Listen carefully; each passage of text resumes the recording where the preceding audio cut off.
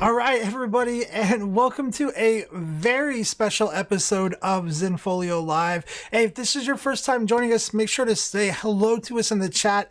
Let us know where you're from, and we always appreciate you guys who come back week after week and hang out with us as well. Right now, we've got Robert hanging out with us. Good to see you, Robert, and Norman there in the chat. But hey, make sure you guys say hi in the chat. Let us know where you're from. We appreciate you guys so very much.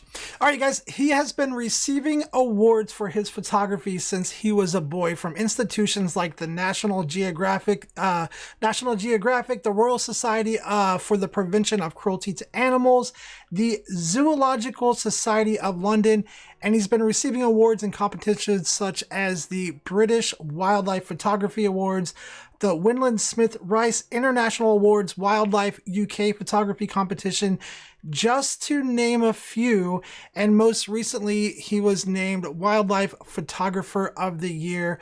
Mr. Sam Rowley is going to be hanging out with us today. I got to sit down with him a little bit earlier this week and do a short interview and talk to him a little bit about his photo. I asked him some questions about how he got the photo, and then I asked him some of your guys' questions as well. And we're going to be getting to that interview here in a second. Stick around though, because after that interview, he's going to be jumping on here on the phone, answering some of your guys' questions in chat, and just talking to you guys a little bit about landscape photography or wildlife photography and why he loves what he does. Now, hanging out with me, taking care of you guys in chat, I've got Dennis, so make sure you show him some love. And like I said, after the interview, make sure that you hang out, because we're going to get Sam here on the phone and he's going to talk to you guys, and it's going to be a good time. And if you have any questions you'd like to ask Sam, make sure you get those in the chat as well. Let's go ahead and jump to the interview.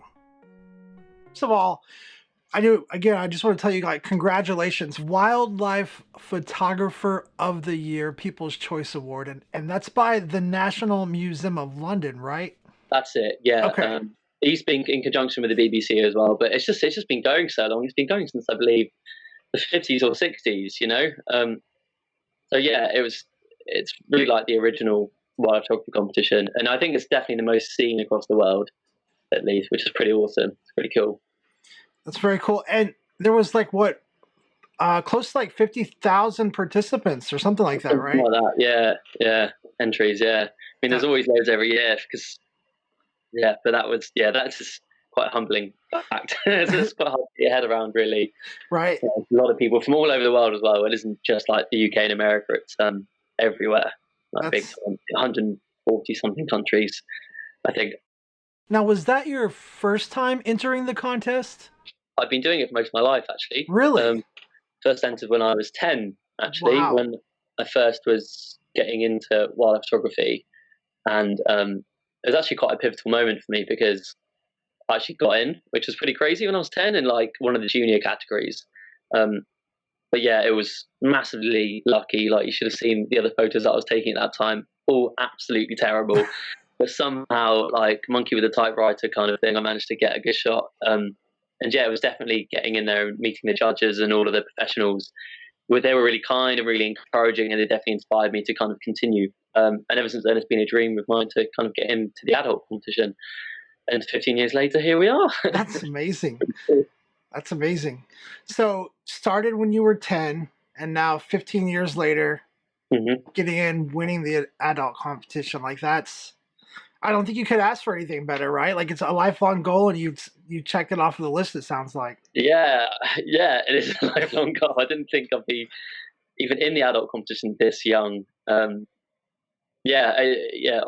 if you asked me like a year ago, I wouldn't have ever dreamed of this. It's just still trying to get my head around it, really. I can imagine it's kind of mind-blowing. So tell me a little bit about the photo that you took. So was that something that you had kind of been watching and planning, or was this kind of a case of like you were just at the right time, at the right place, ready to go, and just captured something magical? I wish that would have been a lot more straightforward if that was the case. No, I wasn't on a night out in London just with my camera. It was like a prearranged, predetermined operation. So yeah, I'm from London and I know it well, and I've photographed it a fair amount. But the tricky thing with London is there's not much wildlife, but there's a lot of wildlife photographers. So there's kind of everything's been photographed to death because of that. So I was trying to find like a new subject or a new story that hadn't been touched before, kind of generally on the theme of urban wildlife photography, which I'm really passionate about. And and just as I was trying to like umming and ahhing over ideas, my friend was on a night out in London over the Christmas period, and she sent me like a video of some mice on the tube platform that were running around her feet. And then like the penny kind of dropped, and I knew that's what I had to do for next week. So I just lay down on the station platform, and just kind of let the mice kind of inspire the photo, and kind of watching them initially then helped me kind of decide what kind of shot I was looking for. And I think it was day 5 out of 7 I took this photo. But yeah, it was crazy. It was not like any other wildlife photography projects I'd ever undertaken, as I'm sure you can imagine. It isn't what you'd really normally classify stereotypically as a wildlife photography project. So it was a strange one. I guess the most difficult challenge was more like, was the people, like at 1 a.m. on the 23rd of December, it isn't, you don't get other wildlife photographers there, let's put it that way. It's a different kind of person. So just kind of explaining what I was doing concisely and politely, yet also not encouraging too much conversation, because every time people were talking to me, there was no mice because they were scaring them off, undermining the whole project. So it was a tricky thing to manage, actually, which is a strange challenge to come across on a wildlife photography project. But that was it. Obviously, I managed to work around it somehow. So there we go. Yeah, absolutely. I mean, that sounds like a lot of difficult challenges that probably are not things that most of us are used to dealing with. Like, dealing with people is one thing. Trains at night, on the ground, trying to keep people away from you, like that sounds like a whole challenge in itself. Did you have like a crew helping you, or was there somebody there, like, or was you just like you solo on the ground? No one wanted to come with me, weirdly enough. I don't know why. It's really strange. So no, it was just me. I could have used some help, definitely. Maybe if I was to do it again after this photo to receive this amount of attention, I think someone might come and help me. But yeah. I bet you've got some friends who are real disappointed that they didn't come out and help you with that. Honestly, though, like the amount of people that have messaged me on Instagram and be like, "Oh, I want to come and help you carry your tripod next time." It's like, it's very nice. So I might have to call them up on one of those offices somewhere.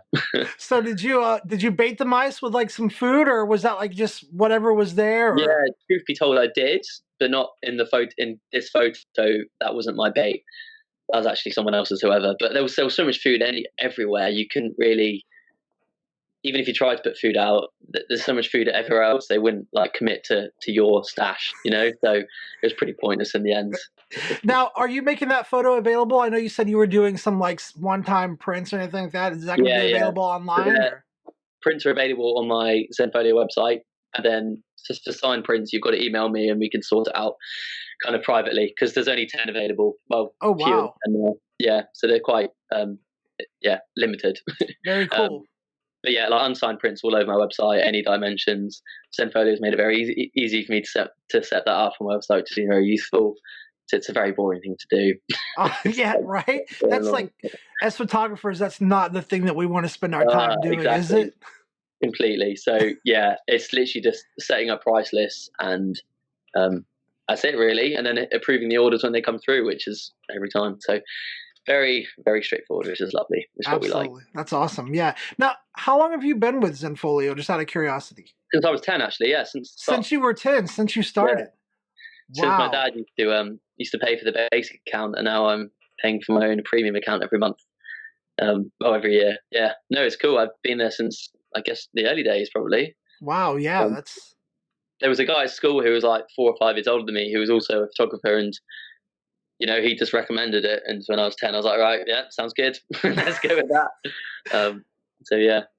That's really cool. Now, I heard you talk about your dad. Just that is your dad kind of what got you into photography, or tell me a little bit about that whole story. What you got? How you got so yeah, my dad has always been messing around with cameras, and his dad did before him as well. Always been a Nikon family, so yeah, still Nikon today. Yeah, he's always, he enjoys like taking cameras on holiday and getting nice photos of the family, so he can print them up big and put them in the lounge when we get home. But that's kind of it. So like, he understands. I hope he's not watching this. He understands it like well. well, and he taught me for like quite a few years, kind of like the settings, because he's quite physicsy and mathsy. He quite enjoys all the boring bits that I don't really like. So he helped me get my head around all of those elements, which was really useful. But then I kind of brought in wildlife myself because that's my interest and that's my like fascination. So I kind of merged the two, I guess, myself. And almost just used the camera initially as just recording the animals that I would see when I just walk around the local nature reserves and stuff, as like that kind of thing. And then I started to enjoy the creative process, and I got more into that. And yeah, but it is always nice to have like my dad still, who understands. He kind of understands it more than like Joe Blogs would, for example. You know what I mean? Like, so he can help advise, and he's quite a valid opinion to kind of bounce my ideas off and stuff as well, which is really cool. Yeah, it's really nice to have somebody that you can sit down and kind of geek talk about photography and stuff with, who's not like, yeah, kind of thing. So it's nice to have somebody that you can sit down. So you mentioned your creative process.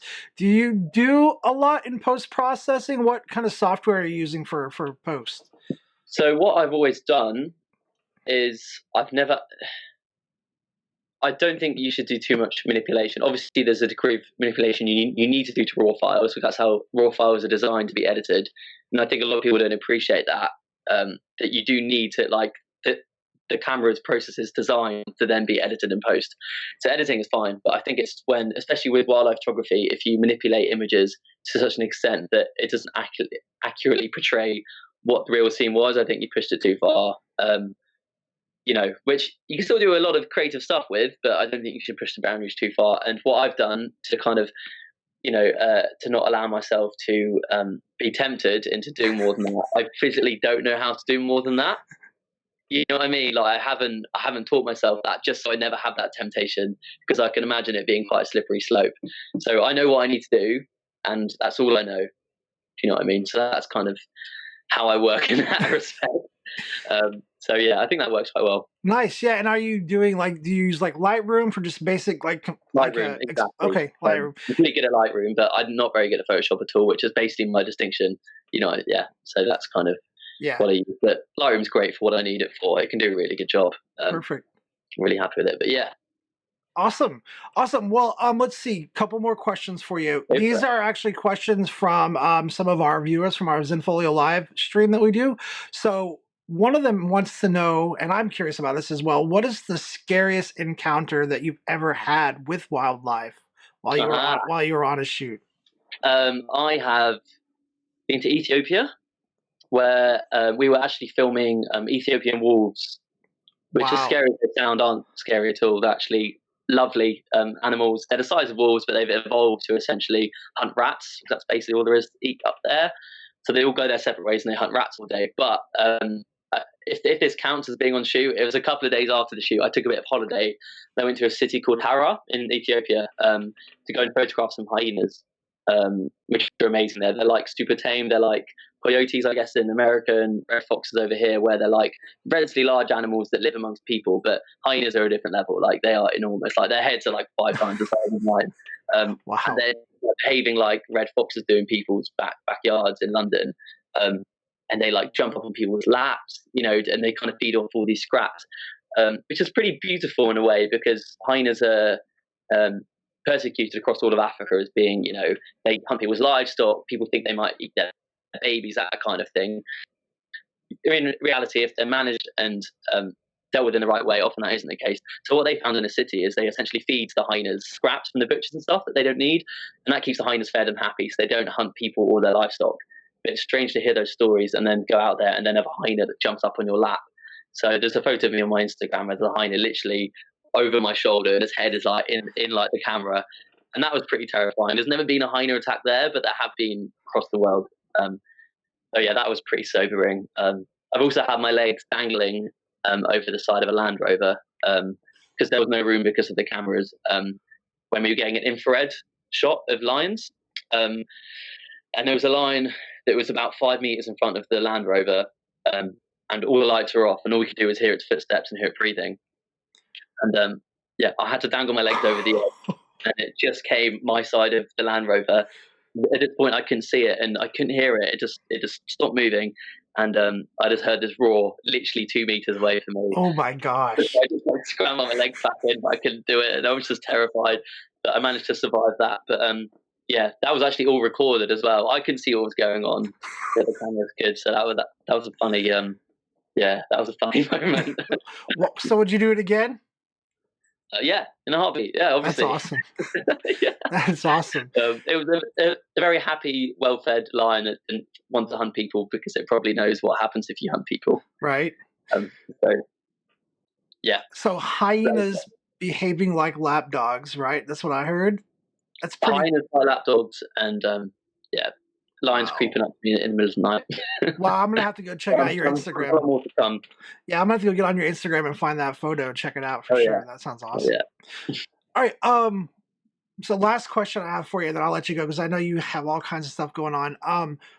What advice would you give to brand new photographers just getting started? Yeah, I would say the best bit of advice is don't be afraid to take as many photos as possible.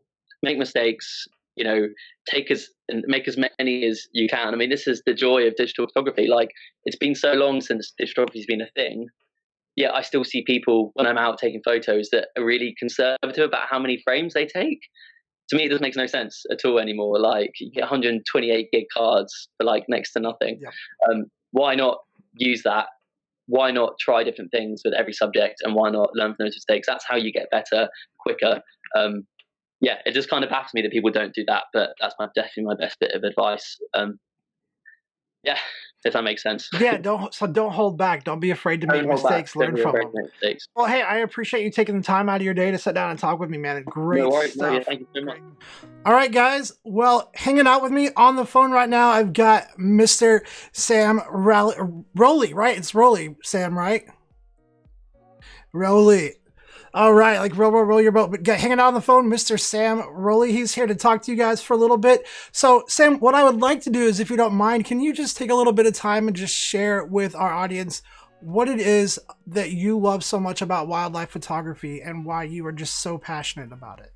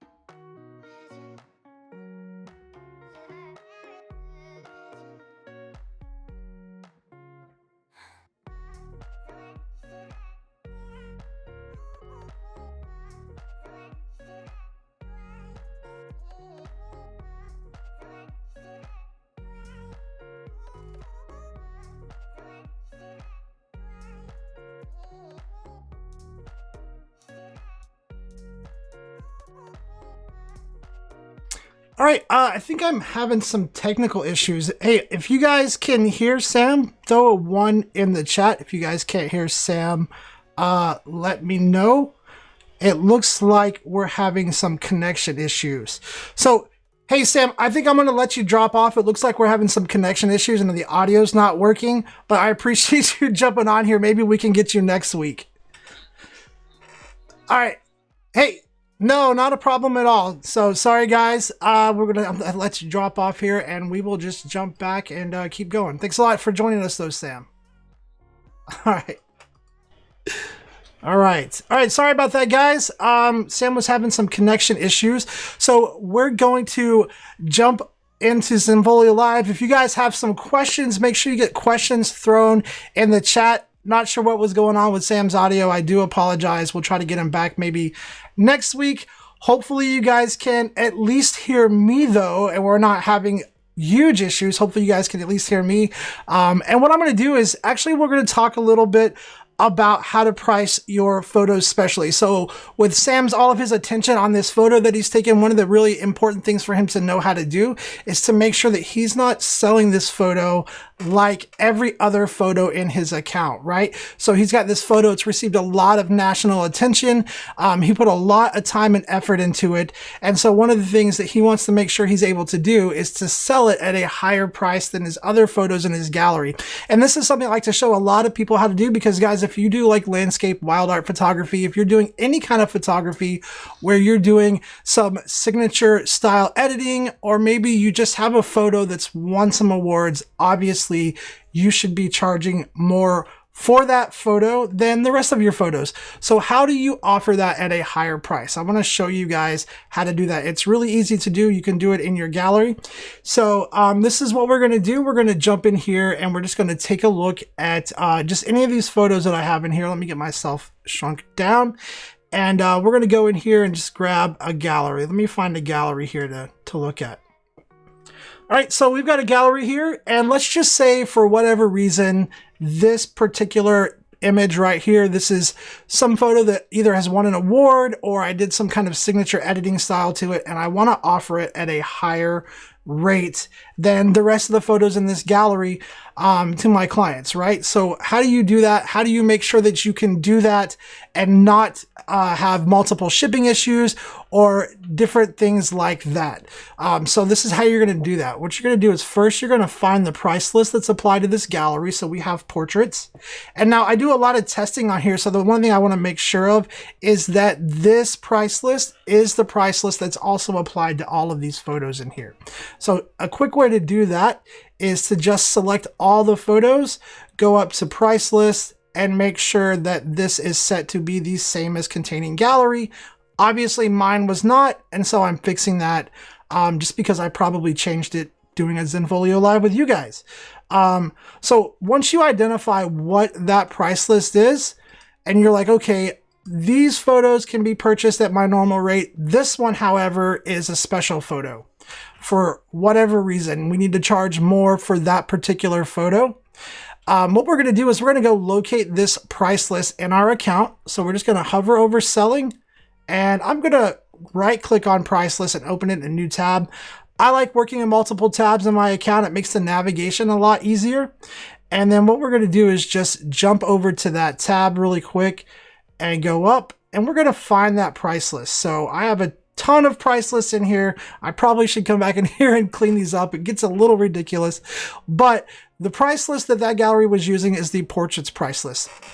So this is how you're going to do this. What you're going to do is duplicate this price list. All right. And it's going to create a copy of that. And then you might want to rename it. In fact, you want to rename it and make sure that you identify this as a price list with special pricing. So I'm just going to put portraits special edit. All right. And your clients are not going to see this, right?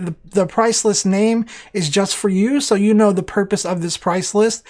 And then you're going to go through and modify the pricing of this price list. So you can do things like limit the products that specific photo is available in.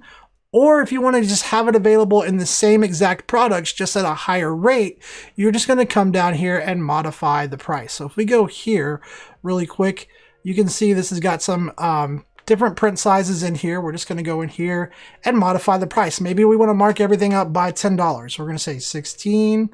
We're going to say, and that's a set of wallets. I don't think anybody's going to buy a set of wallets like that. So let me remove that. But let's say that we want to do $12 for that, 16 for that. And these are not pricing recommendations, you guys. I'm just showing you that you need to raise the price for that special photo. So an 8x10, we're going to mark that up to 22. All right. And then we would go down here and do the same thing for everything else that's on here. So photo gifts, let's not make a photo gift available. Home decor, let's see what kind of canvases we have in here. Let's go ahead and mark these up to maybe like 300.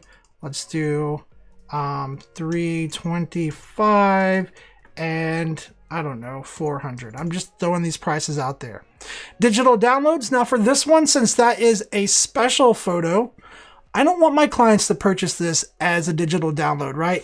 I want them to be purchasing those prints. I don't want them to buy the digital download and just have it. So I'm going to remove that digital download option.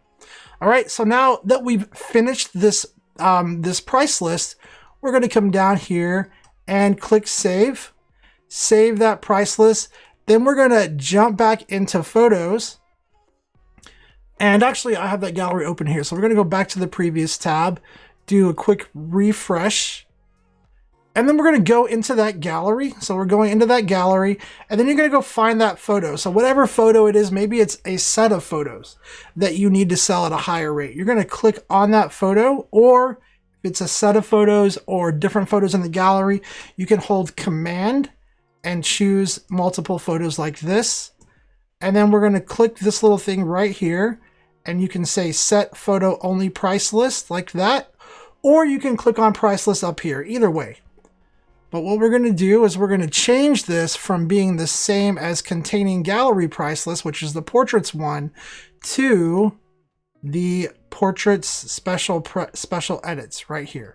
All right, and when we do that, what that's going to do is that's going to change the price for just that particular image.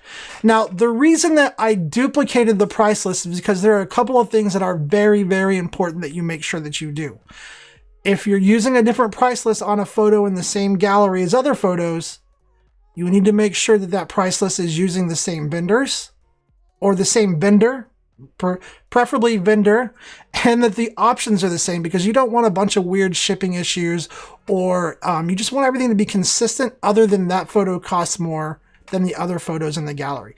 So that's why it's the easiest, rather than going in and creating a new price list, duplicate the one that you have on there. So that way the vendor's already set up, all the options are already configured, and you just have to modify the price.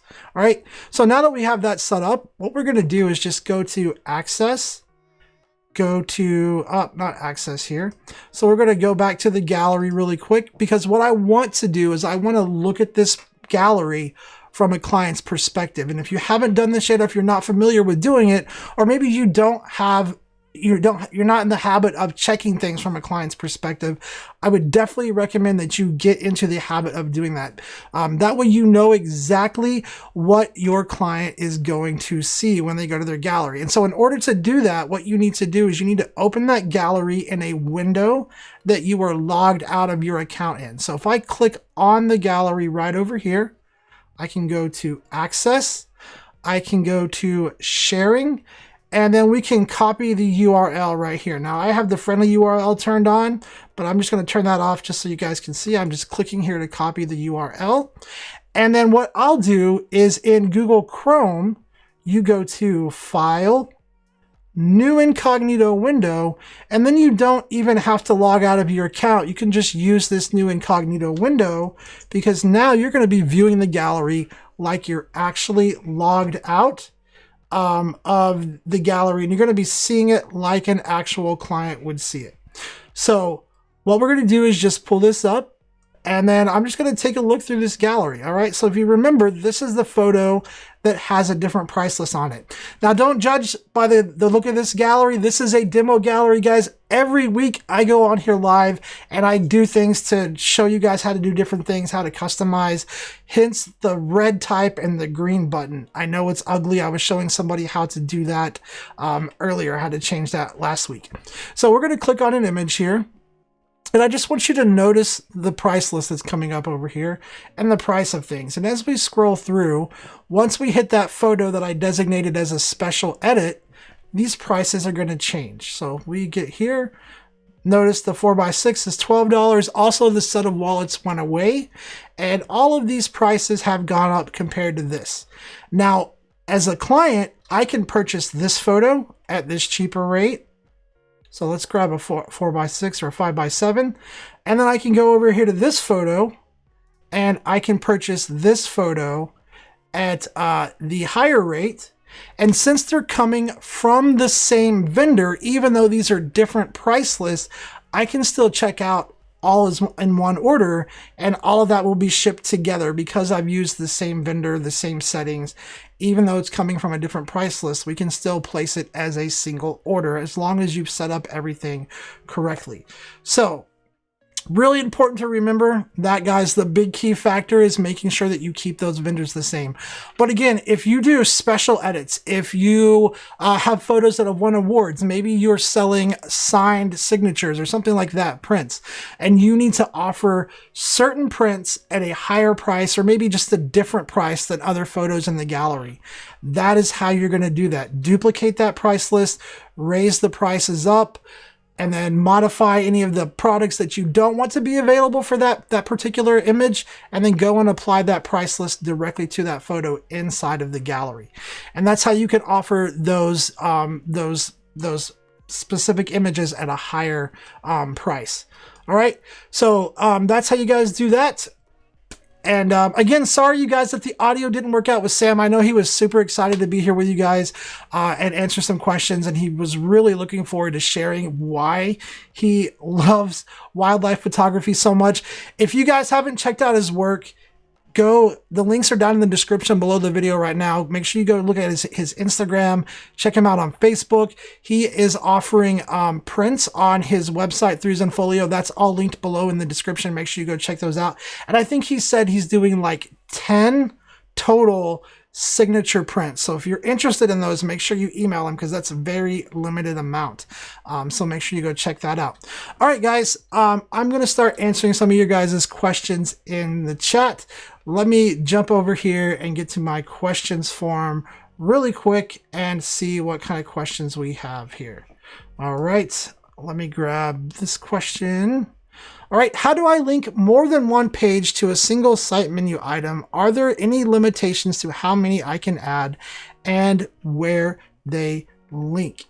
Okay, so we're going to be talking about drop downs here is what you're looking for. So if you want to have a site menu item that links to multiple things, that's going to be a drop down to where they hover over it, a little menu drops down, and people can click on whatever options you have set up in there. Now, are there any limitations as to how many you can have and where they link? I don't know if there's actually a hard limitation to how many items you can have in your drop down or not. I think, though, you probably want to ask yourself, when does it become too many and become overwhelming for visitors, right? So making sure that you are really thinking about how you're setting up your site menu, because that's how people navigate through your site. And you don't want to overwhelm them. You want to make it easy for them to get to exactly where they're trying to go. And sometimes overwhelming them with too many options, they might just turn around and take off and go look somewhere else. So really quick, let me show you how to set up that drop menu, and then we'll get back and grab some more questions. So what we're going to do in order to set up that drop down menu is we're going to jump into customized view for our website. So you're just going to hover over website, right click on customize site, and we're going to get right into that. All right. So, once you have customized view, sorry guys, I'm trying to adjust something here. Once you have customized view opened up, you're just going to jump over into customized view, hit continue right here, and then create your drop down menu. So you're going to go up here, click add new, call it whatever you want to call it. I'm going to call it drop down demo. All right, we're going to hit enter on our keyboard. And then we want this to show a drop down menu right here. So we're going to say show drop down menu, and then we're going to click update, and that's going to leave this kind of setting over here. We're going to hover over this item, hit the plus button, and then we can start adding our links that we want to link to. So if we want to link to a group, a gallery, a collection, basically anything that you want to link to, you can do it through your site menu. So let's say we want to link to our weddings gallery in here. So we're going to type in weddings, hit enter. And just a quick SEO tip, the menu title does not have to be the same thing as the gallery that you're linking to. So you can kind of put different words in there. Yes, you want it to make sense. Yes, you don't want people to think it's one thing and take it to something, take them somewhere else where they're like, why am I here? But you can use different words in those to the gallery title and the menu item to kind of help with your SEO, because they both get read by search engines. So just a quick SEO tip, but we're going to link this to a group, gallery, or collection. We're going to say link target. We're going to go in here and we're going to find a wedding gallery. So we'll say right here, this is the wedding gallery. And this is what I'm talking about here, right? So obviously that, if I type that as the site menu item, that would take up a lot of room in my drop down and in my site menu. But saying just the word weddings in the gallery title is not very helpful for your SEO.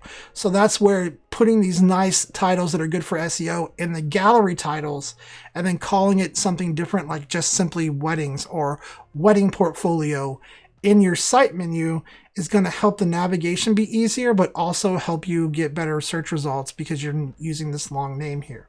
So we're going to hit select, and then we're just going to go ahead and click update. And that's added that drop down. Now, I'm not going to see how many I can add here. I don't think we want to sit here and watch that. The other part of that question was, what all can I link them to? And so I just want to explain the options that you have for linking to that here. So what we're going to do is we're going to click the little plus button right here. And then we'll just call this demo really quick because I'm not actually going to link it to anything. But you can link to a group, gallery, or collection, or even an event, like I said. You can link to a built-in or custom page. So built-in pages are the pages that Zenfolio has built for you right here. And then custom pages, you guys can't see it. Maybe you guys can see it. Let me see. There we go. Custom pages are custom pages that you've built inside of Zenfolio. So maybe you've built in a custom about page. Maybe you've just, whatever custom page you've made, you can link to that as well. Now, there are other options as well. You can link to an external web page. So if you want to put in a link to some kind of external web page, maybe you want to link to a pre-order page, you can do that using the external web page option here. You can link to a PDF document. So if you didn't know, you can upload PDF documents into your Zenfolio account. There's a special section, and then once you have them uploaded, you can link to them from your site menu. Now, a couple of things I always like to point out. If you're linking to something that's going to take people away from your Zenfolio account, I always recommend clicking that little open in a new window option right here. That way, whenever they click that, they don't leave your Zenfolio site. It opens in a new tab and your Zenfolio site's on the previous tab. That way, if they can come back whenever they want to, and it makes it nice and easy. So I'm just going to link this to a group, gallery, collection really quick, just so you guys can see what this actually looks like and how it works. So when I reload the preview, we're going to just kind of drag the drop-down demo up to the top, reload the preview one more time, and then what we're going to do is just hover over it, and I'll show you guys what that looks like. So when you hover over it, it shows weddings and demo. And if I had added more, this would keep going down and down and down and down. Again, I'm not sure if there's a hard limit onto how many items you can have in there. That's going to be how many options do you want to present to your visitors when you're doing this. And then, of course, once you make any changes here on the back end, make sure that you click that publish button to publish those changes so they actually go live to your site. All right. Great question, though. So you guys, site menu is so important. This is how visitors navigate to your site. Be strategic with how you set it up. Build a path that you want people to follow that is going to make you successful, that's going to lead your visitors to the places that you want them to go. This is not for you. This is not for your clients. This is for your visitors who are coming across your website, and you hopefully are wanting to convince them to hire you as a photographer. Build that path that you want them to follow. Think about those things. All right, let's jump back in and let's grab another question really quick. We got like 21 minutes, guys. Plenty of time to answer questions. So make sure that you get your questions in the chat. That way I can get those answered live for you guys. All right. All right. Oh, let me hide that one. Let me grab a different question really quick because I forgot to mark that one as answered. So give me a second. Let me mark that as answered, and then I'll grab the next question here. All right, next question. That's a long question. I don't even know if I can read all that. Let me see if I can find it over here and read it really quick. One second. Okay. Where is that question even at? That is a long question. I'm going to have to get back to that one. That is really long. Let me see if I can get a different question up here. Okay. My question button has quit working on me as well. So let me grab them just from the doc. Is there an archive of previous site reviews? Absolutely, you guys. Every site review that we do here on Zenfolio Live for Site Review Showdowns, these Site Review Tuesdays, there's absolutely an archive for all of the site reviews that we do. I think it's linked below the video in the description. It says Site Review Archive. If not, any Zenfolio Live recording that you watch, if you go to the very end, two little video screens will pop up. One is the Zenfolio Live archive, so if you need to go back and check out a previous live stream, you can. And then the other one is the site review archive as well. So that option is going to be on the other side. But absolutely, if you go to our YouTube channel, there is a playlist that says site review archive, I think is what it's called. So that's where those all live. Okay, let's see. Next question here.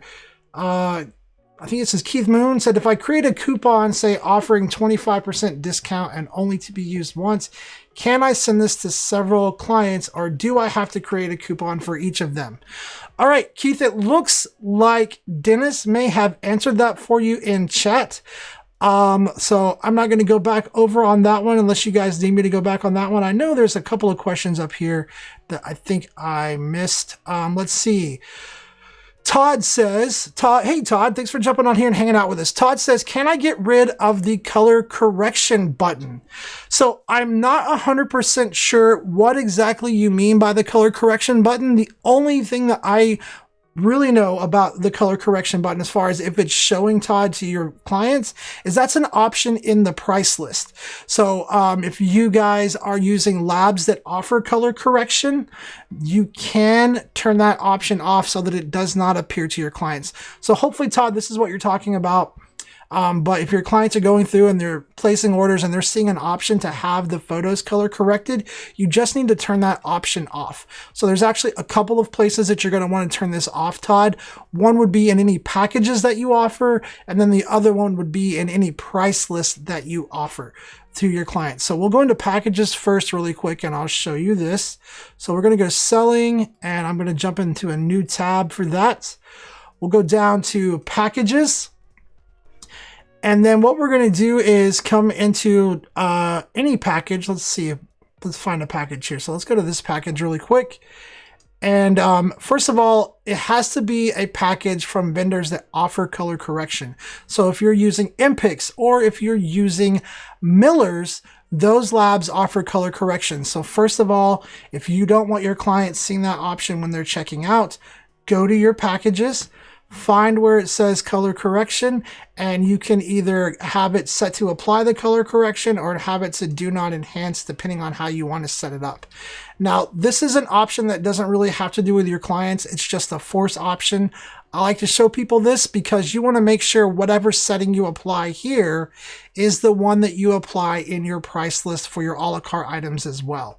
So if you want the lab to do color correction, go ahead and apply it. If you don't want the lab to do color correction, turn it off. Remember what you set here, because in the price list that this package is in, you want to make sure that the a la carte items have the exact same setting. And that's what I'm going to show you how to do next. So after you've got that set up in your packages, just make sure that you click save. And then we're going to jump into a price list really quick. And I'm not sure what price list this is in, so we're just going to jump into any price list.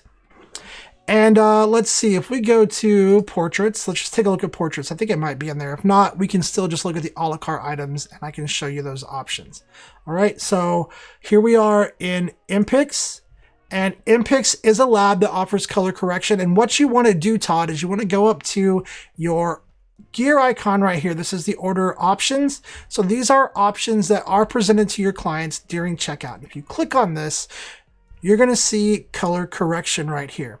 Now, if you'll notice, there's 3 different options in here. That top one, I don't care which option you choose as long as you don't leave the top option selected, because we do not want to let our clients decide whether our photos need to be color corrected or not.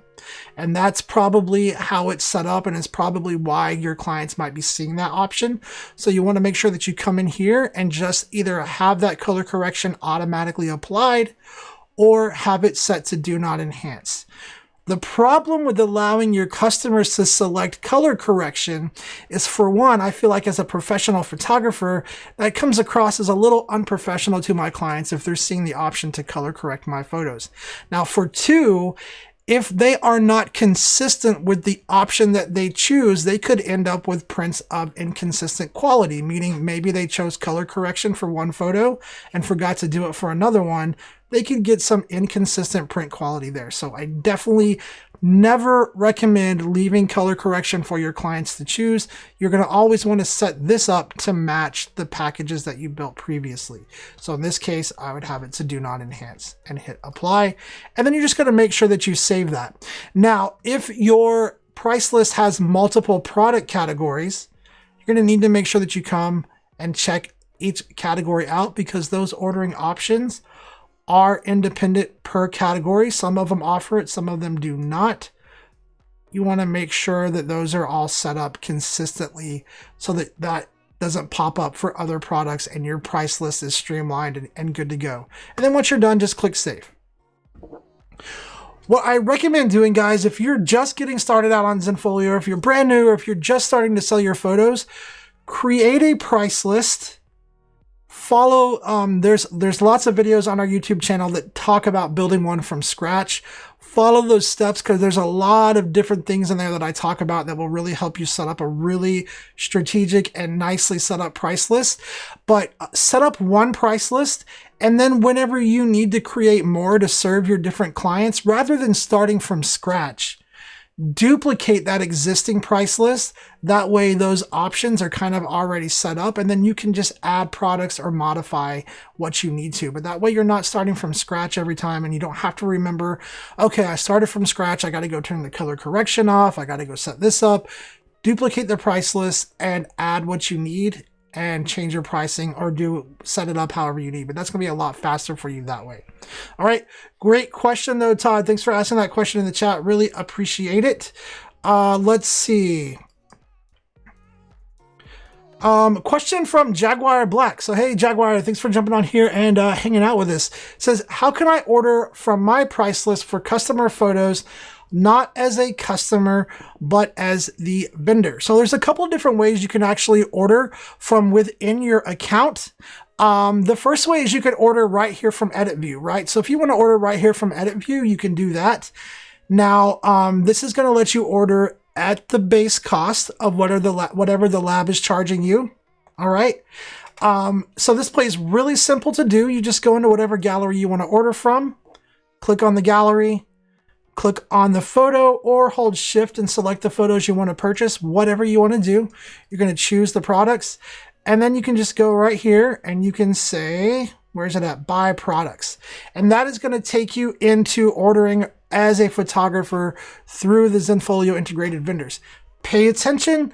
Sometimes when you do that, if you haven't switched this yet, you're going to be looking at all vendors. So you want to make sure, if you have a specific product from a certain vendor in mind, that you click on that and you go and you choose that vendor, instead of browsing through the all vendors and accidentally placing an order from several different vendors who are then going to charge you several different shipping fees.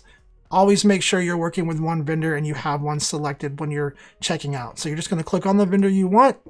Then you can come in here and go and order whatever you want. Now, one of the things you guys might notice, if you upload low resolution files because it's faster for you, and then you swap the images out and order approval for your clients, if you're ordering as a photographer from this view, you're not going to be able to order those low resolution files on print sizes that they're not capable of producing, because you have no opportunity for changing that out in the order before it goes through.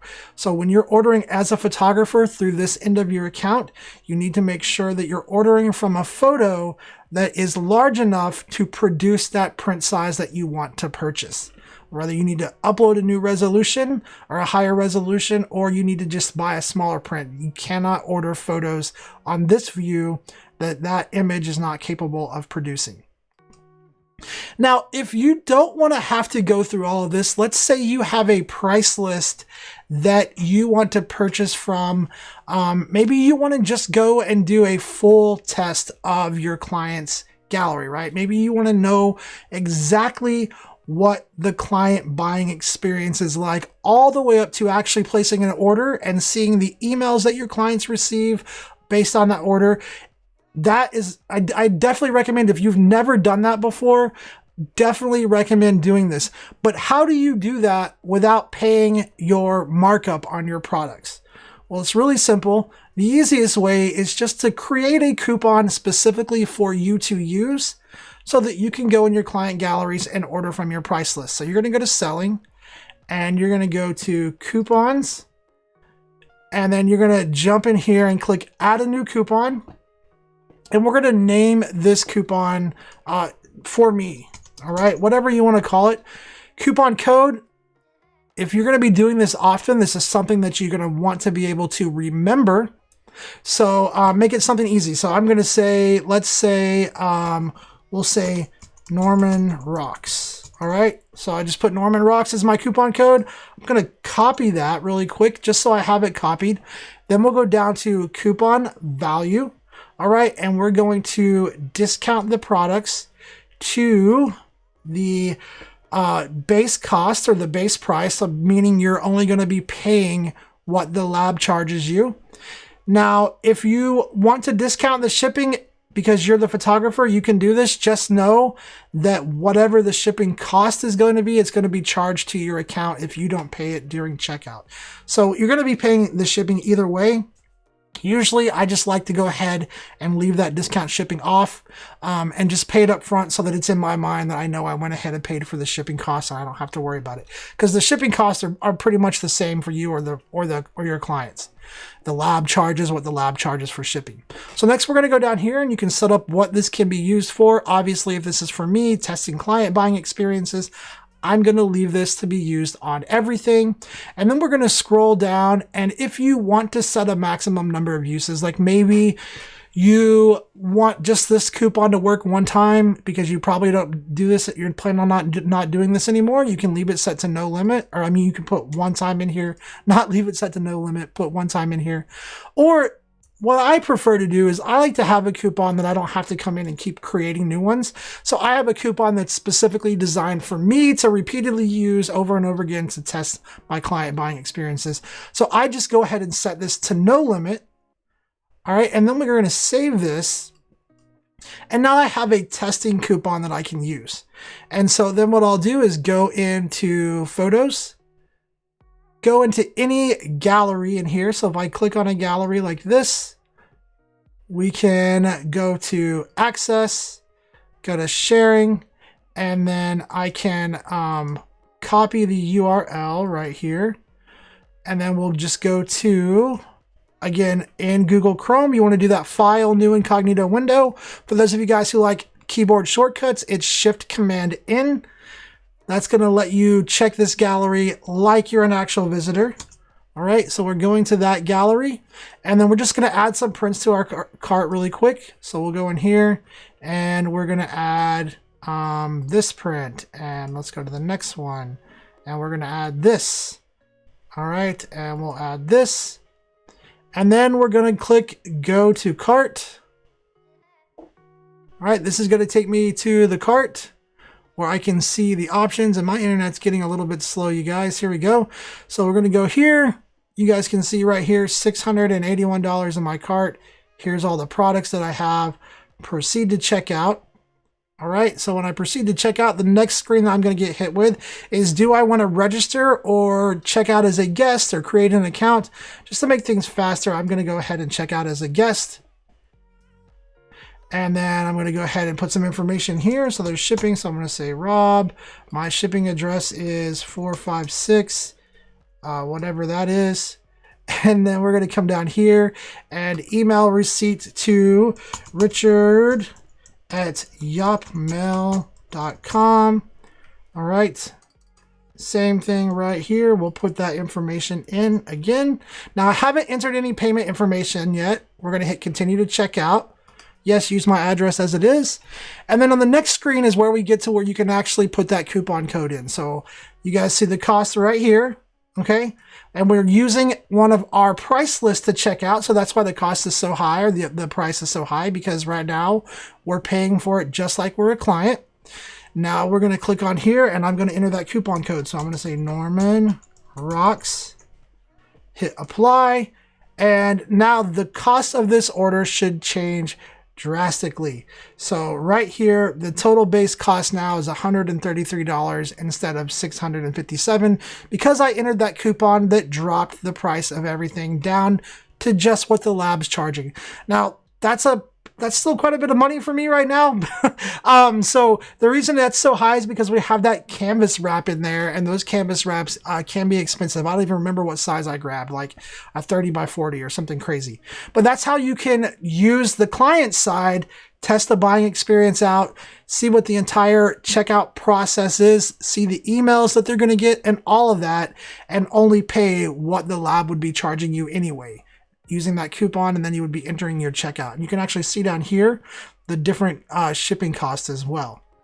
That shipping cost is going to be free, Todd, because this is an order through Impix, and Impix gives free orders to your clients on orders that have a base cost of, I think it's $100 or higher. I don't exactly know that number right off the top of my head, but it's free because of the lab cost of that order, not because of the actual order price, but because of the lab cost. And that number, I think if I go in here and we click on this, so it's free shipping from Impix because the lab cost was $35 or higher. So anytime you have a price list that uses Impix products, if your client's order has a base lab cost of $35 or higher, they're actually going to get offered free shipping for that order. So that's how that's happening right here. And you can see that right here in the account. Great question, though. I'm glad you pointed that out, because that's some good information to share right here. Super, super helpful. All right, guys, we got like 3 minutes and 34 seconds left. Let me see if I can answer one more question before we have to jump off of here. Let's see. Is there a method of going to one of Zenfolio's ready-made price lists and transferring it into Excel to edit before I put it back, since I am very familiar with Excel? Hey, Robert, I think we're like brothers or something, because not so much Excel, but I love spreadsheets, right? So you can export your price list out from Zenfolio as a CSV file.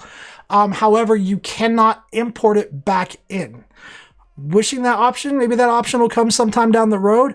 But what it is helpful for is it is helpful for you to plan ahead. So if you're planning discounts, if you're thinking about your marketing schedule for the coming year and you want to plan different percentage-based discounts, exporting that price list out to a CSV file and then pulling it up in Google Sheets is going to be really, really helpful, because you don't have to pull out the calculator. You can set up and do your formulas and all of that stuff, which is what I love to nerd out on. And if you're really interested in that, go to our YouTube channel and you can look up, I think there's a video called planning your marketing, planning your coupon campaigns, or something like that, where I actually show that process of exporting a price list.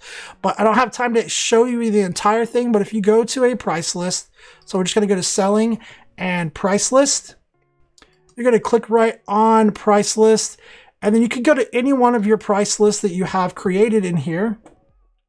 And then there's an export button right over here to the right here, export. No import button.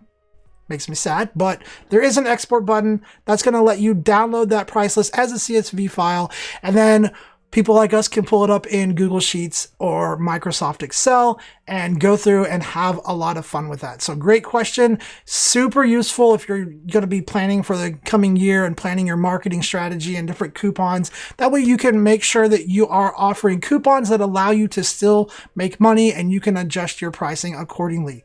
Again, there's a video on this. I can't remember what the exact title is. It's on our YouTube channel. I definitely recommend that you go check that out. Great question, though. Thank you so much for asking that question. All right, guys, unfortunately we are out of time. So I do just want to say thank you guys so much to everybody who came on here and hung out with us. I am really sorry and sad that things didn't work out with Sam. I know he was super excited to talk to you guys as well, and I'm sure he is sad as well that we were just having some kind of connection issues, but maybe we can get him later on down the road. I'll reach back out to him. I'm sure we can figure something out. But thank you guys so much for coming on here and hanging out with us. Let's see. We had Robert hanging out with us, Todd, Sharks408. Who else do we have on here? Keith Moon from the UK, Jaguar Black, Norman, and Zipcat, and anybody else that I missed. Sorry if I missed your name. It wasn't intentional. I appreciate you guys so much hanging out with us week after week. Thank you so much for Dennis and Katie for jumping on and helping me moderate the chat and take care of you guys. They were amazing, and I really appreciate their help. Hey guys, don't forget Site Review Tuesdays every Tuesday, same time as we went live today. Just on Tuesdays, we review 3 websites. If you join us live, one of them could be yours. So if you want your site to be reviewed, jump back on here on Tuesday and hang out with us for Site Review Tuesday. All right. And then every week, Thursday, ZenfolioLive as well. Until next week, you guys, make sure that you have a wonderful, safe weekend. And then today, tomorrow, sometime in the near future, if not today, make sure that you go do something nice for somebody, that you encourage somebody, that you are a force for positivity, that you help somebody out, and that we all work together to make sure that we're pushing positivity back into this world because we need it. And wash your hands. Have a good one, guys.